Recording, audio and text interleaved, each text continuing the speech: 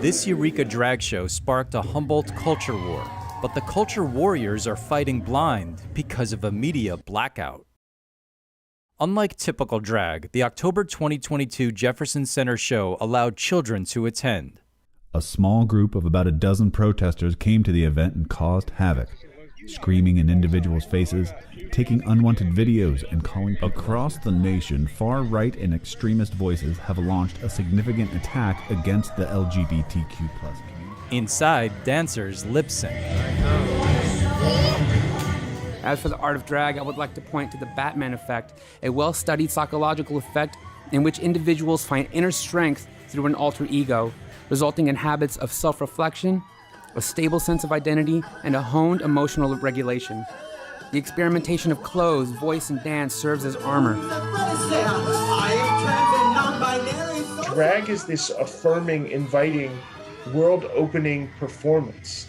And for many of the folks who have been rejected by families, who've been told that their gender non-conforming identity, their sexuality, or themselves are not welcome in the family, drag becomes a space where people have community, care, a sense of well-being and welcome.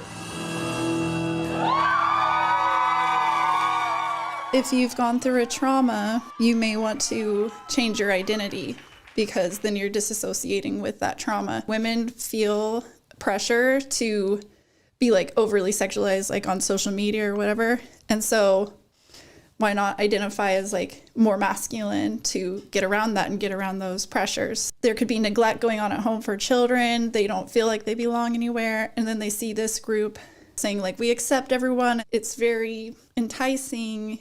Youth are being influenced and pushed to be in this certain demographic, which is the LGBTQ community.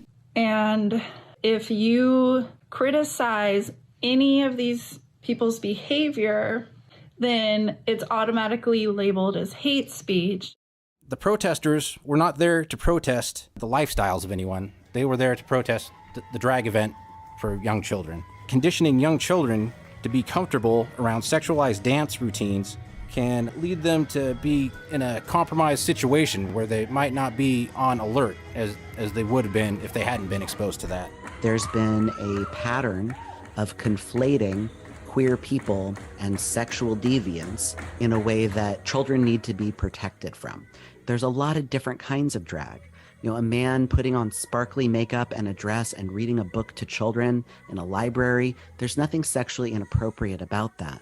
But when people equate queerness with sexualizing things, then you create all of these problematic tropes where people are protesting a family-friendly drag show. KMUD's reporter characterized the protesters. There was a group of, for lack of a better word, bigots at Redwood Pride's Halloween event. But A KMUD listener responded. A significant aspect of this controversy was missing, however, which was the decidedly sexual content of the drag show. One person performed in an animal costume, looking like a life-size stuffed animal. This child-appealing character infuses performance with adult sexual expressions, including a physical come-on to an audience member and shaking his butt in people's faces. KMUD's news story failed to include this information. Inviting children to a show heavily laden with sexualized content, that is the issue of criticism, and I'm disappointed with KMUD's skewed coverage. Amy Gustin formed her own opinion by watching this footage, but the Jefferson video remains siloed on the MAGA YouTube channel Lost Coast Populist. In contrast, the Lost Coast Outpost, for example, embedded Wildberry's footage of an alleged shoplifter, informing the community conversation about the appropriateness of the manager's response. The Outpost and other mainstream media did not embed the Jefferson video, nor did they describe the performances, until a media outsider lifted the blackout. In a Myrtletown garage, Nick Flores hosts a Joe Rogan-style podcast. In the fallout from Jefferson, Flores spoke with Kaylin Rivera, who founded Lost Coast Pride, a separate organization from Redwood Pride. Redwood Pride organized Jefferson. what they've seen at an adult show or heard that happens at an adult show, and they've applied it to a children's show. But isn't that what kind of came out with the Redwood Pride drag show? Is there was gyrating, there was the tipping. After the pandemic and everything else, it was first drag show, and I don't think it had occurred to any of the people who put it together that, the tipping is part of the problem because it just makes it seem more like a strip club. I will totally agree with you, but there was no inappropriateness.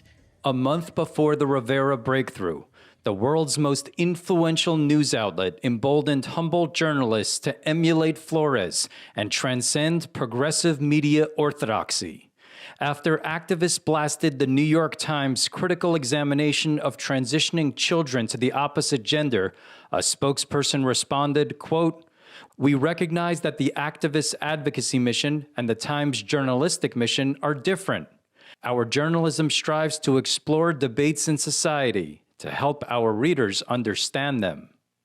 Kaylin Rivera appears to understand at least some of the protesters' concerns. He's organizing an all-ages drag show with caveats. There's not even tipping at this drag show. None of the songs being performed have swear words in them. Everybody has had to turn their music in.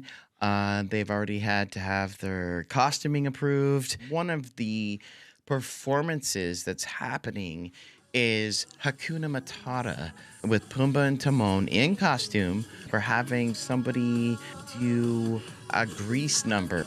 The CR show could reveal whether Jefferson protesters changed the trajectory of Humboldt drag.